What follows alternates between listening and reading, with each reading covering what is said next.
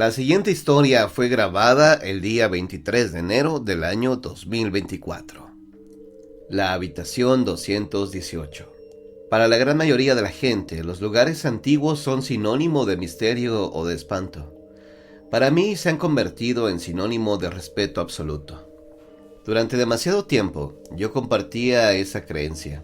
Recuerdo que de niño retaba a mis amigos a entrar a casas abandonadas, e incluso solíamos juntarnos en un edificio antiguo y abandonado para planear nuestras maldades. Es más, de vez en cuando asustábamos a los niños nuevos que entraban a nuestro grupo, pero nunca nos sucedió nada extraño. Lo más curioso y extraño es que por ese entonces nosotros inventábamos nuestras propias historias y los demás niños se las creían a capa y espada. Ahora que ya soy médico, no me es nada fácil platicar de la experiencia tan extraña que me tocó vivir hace ya algunos años. Aunque el recuerdo persiste y me propicia pensar que lo que me ocurrió sucedió el día de ayer.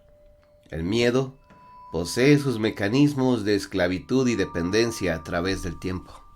En el año de 1984 yo estaba en el último semestre de la carrera de medicina, llevando a cabo mi imprescindible servicio social. En ese entonces vivía en Los Mochis, Sinaloa, pero tenía la firme idea de venirme a radicar a la Ciudad de México.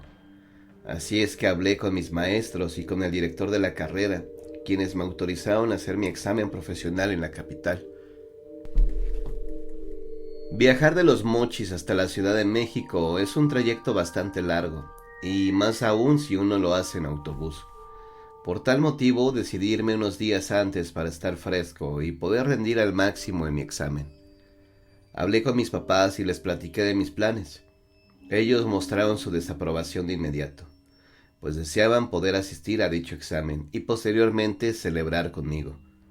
Pero como ya eran personas mayores, se les dificultaba demasiado viajar a la capital. No sé por qué, pero desde ese momento había algo que no me hacía sentir cómodo. No sé si era por mis padres o porque de alguna manera presentía que el destino me tenía preparada una extraña sorpresa. En fin, no le di demasiada importancia al hecho y seguí con mis planes. Recuerdo que transcurría el mes de septiembre, el día 17 para ser exactos. Ese día decidí viajar, pues mi examen tenía que presentarlo para el día 21. Como son casi 20 horas de cansado camino, deseaba poder descansar y tener por lo menos 2 días para prepararme y conocer un poco la Ciudad de México. Como lo supuse, el viaje fue bastante tedioso y cansado, sobre todo porque nunca he podido dormir en los camiones y la verdad ansiaba poder darme un buen baño y dormir a mis anchas, acostado en una cama confortable y limpia. Llegué a la estación de camiones de la capital como la 1:30 de la mañana y tomé un taxi que me llevó a un hotel que estaba a escasas 4 cuadras de la Alameda, en el centro de la ciudad. Y digo estaba, pues al parecer desapareció con el terrible y devastador terremoto de 1985. Llegué al hotel y me registré en el mostrador. En verdad estaba muy cansado, sin embargo recuerdo que el encargado me entregó la llave y me dijo que el restaurante abría a las 8 de la mañana. Le di las gracias y me subí a dormir. Un detalle que me llamó mucho la atención y de hecho se me quedó muy grabado fue que el número de la habitación que me asignaron era el 220. Y en ese justo momento vi mi reloj y marcaban las 2 horas con 20 minutos. Cansado y con enormes deseos de dormir plácidamente, solo sonreí y entré al cuarto. Mientras me lavaba los dientes y me quitaba la ropa, pensé en dar un repaso a mis apuntes, pero era tanto mi cansancio que caí rendido. Al día siguiente, ya descansado y lleno de energía, me levanté casi a las 11 de la mañana y salí a pasear un rato. Caminé por la Alameda y entré al Palacio de Bellas Artes. Me fui hasta la calle de República del Salvador y compré un radio, ya que en mi habitación no había televisión, ni música, ni nada. No dejé pasar la oportunidad y entré a la Torre Latinoamericana para subirme hasta el mirador que está ubicado en el último piso. Después compré unas revistas en el famoso Sanborns de los Azulejos y luego entré a una librería que está justo enfrente, pues necesitaba un libro de anatomía. Quería estudiar un rato por la tarde. Por cierto, ese día me fui a comer al Hotel Regis. Todo marchaba a las mil maravillas. Como a eso de las 6 de la tarde regresé a mi habitación y me di un buen regaderazo. Me puse un pants, una playera y me recosté para estudiar un poco. Cuando me di cuenta, ya había oscurecido. Dejé mis libros a un lado y me senté cerca de la ventana para observar la calle. Resultaba demasiado extraño el contraste tan grande que podía ver. Afuera había bastante movimiento y a lo lejos se escuchaba el ruido de la gente y de los carros, pero en la habitación prevalecía tanto silencio que se podía escuchar el crujido de la madera mientras caminaba con los pies descalzos. Así permanecí por algún tiempo y después volví a recostarme para continuar estudiando, hasta que me quedé dormido. Como a eso de las 3 de la mañana, se escuchó un violento azotar de la puerta en la habitación contigua y comenzó a llorar un bebé de forma intensa y desesperada. Se distinguía el llanto de un bebé como de 1 año de edad. Traté de no hacer caso y de volver a conciliar el sueño, pero en verdad la situación y el ruido persistente eran desesperantes. Nunca me he sentido ningún tipo de aversión por los niños ni por su llanto, pero en ese momento lo que más deseaba era silencio para poder volver a dormir, ya que el siguiente día era muy importante para mí. Al poco rato escuché la voz de una mujer que le gritaba al bebé tratando de callarlo. El tono de su voz era muy agresivo e irascible. Me empezó a preocupar cuando se oyeron golpes muy fuertes en la pared y en los muebles. Con el ruido, los gritos del bebé eran más agudos y fuertes. No aguanté más y me levanté a ver qué era lo que sucedía en verdad. Toqué con cierta brusquedad la puerta de la habitación de al lado. Me abrió una mujer como de unos 35 años. En su cara se podía percibir mucha desesperación, pero más que eso se notaba un sincero y enloquecido enojo, un desmedido coraje y rabia. Le comenté que yo era médico y que si le podía ayudar en algo, me ponía a sus órdenes. Ella, fatigada y un poco impotente, me contestó que no sabía qué hacer, pues el bebé no dejaba de llorar. Me pasó a la habitación y encima de la cama pude ver a un niño como de 1 año de edad ardiendo en temperatura. Le pregunté si le había dado algo, pues definitivamente el pequeño estaba muy enfermo. Ella me contestó que no, que de hecho apenas hacía un rato se había puesto así, a llorar desesperadamente. Antes de salir de esa habitación y dirigirme a la mía, agarré un par de aspirinas que traía en mi maleta. Las desmoroné y se las di al niño a cucharadas con un poco de agua caliente.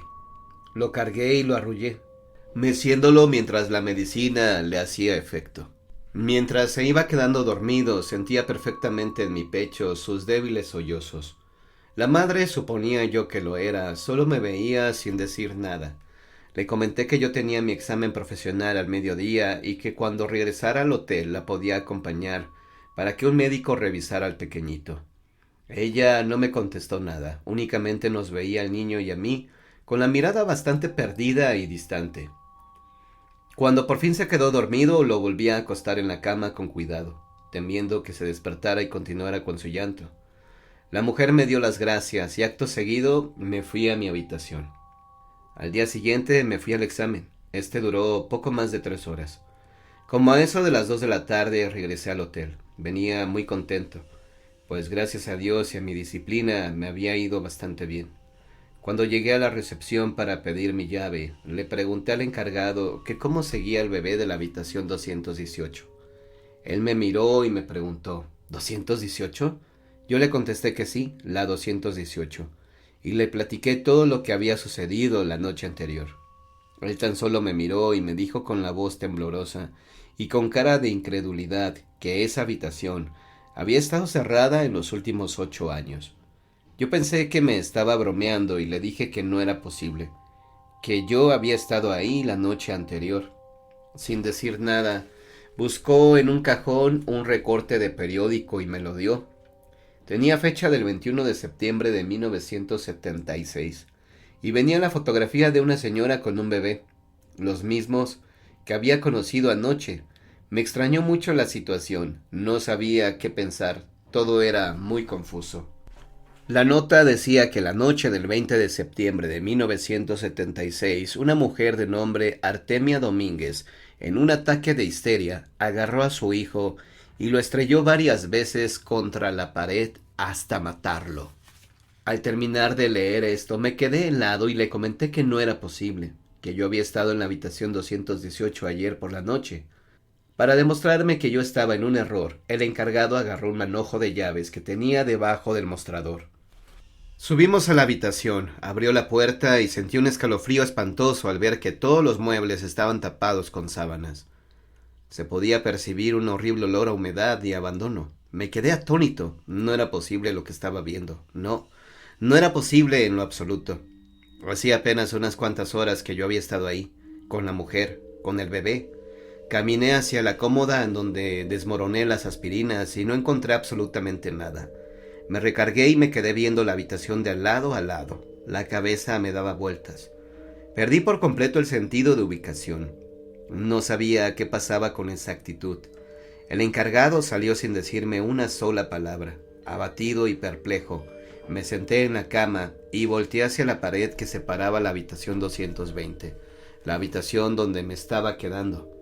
Había una sección de la pared de la habitación 218 en la cual se veía la pintura deslavada y escurrida, seguramente donde limpiaron la sangre de la cabecita del bebé, pensé. En ese momento sentí muchas náuseas y corrí al baño. Me recargué en la pared para vomitar y descubrí dentro del bote de la basura la envoltura de las aspirinas que le había dado al bebé la noche anterior. La noche de anoche. Esta pesadilla era real y no lo había soñado. Bajé corriendo las escaleras y le pregunté al encargado qué era lo que había pasado con la mujer. Me contestó que desde la noche del asesinato la habían detenido y que estaba presa en el reclusorio norte. Sin pensarlo más, tomé un taxi y le pedí al chofer que me llevara allá, pues no podía comprender lo que estaba pasando. Todo era una locura inexplicable. Como pude, entré al reclusorio y pregunté por una interna de nombre Artemia Domínguez. Me preguntaron si era pariente o solo conocida mía. Solo se me ocurrió contestar que era una amiga de la familia. El oficial que estaba atendiéndome me miró muy extrañado y me dijo que era la primera visita que recibía la matricida en los 8 años que llevaba detenida. Con ojos penetrantes e incrédulos me barrió de arriba a abajo y con una actitud más bien déspota y prepotente me solicitó que pasara a la oficina del encargado en turno.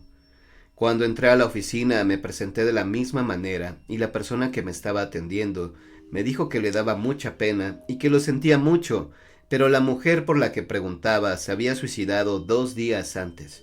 Se había ahorcado en su celda con una sábana. Me quedé helado, pues eso significaba que en la noche que llegué al hotel, la mujer se había quitado la vida. Le di las gracias y me fui de ahí impactado.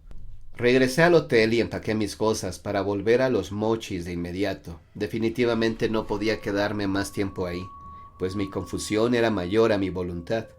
Un año después de lo narrado, decidí venirme a vivir a la capital e instalé mi consultorio cerca del centro histórico. El hotel en el cual aconteció este hecho fenomenal desapareció por completo con el terremoto de 1985. Hasta la fecha sigo sin entender claramente qué fue lo que en verdad sucedió aquella noche. ¿Por qué fui yo a quien le tocó vivir esta experiencia aterradora? ¿Puedo preguntarle por qué sepultó a la difunta, doctor? No sé. Bueno, mire, don Vicente, a usted sí se lo voy a confesar claramente. Cuando voy caminando por la acera del hotel, cambio de banqueta. No puedo todavía... ¿me entiende? Creo que sí. No sé si sea miedo, pero siento que voy a encontrármela por ahí con su hijo en brazos. La habitación sigue cerrada, a piedra y lodo. Puede abrirse y sin la llave, don Vicente, yo se lo aseguro. No quiero volver a caer en esa tentación. Me basta vivir con un niño que juega a cambiar mis medicinas de lugar. ¿Comprende, amigo?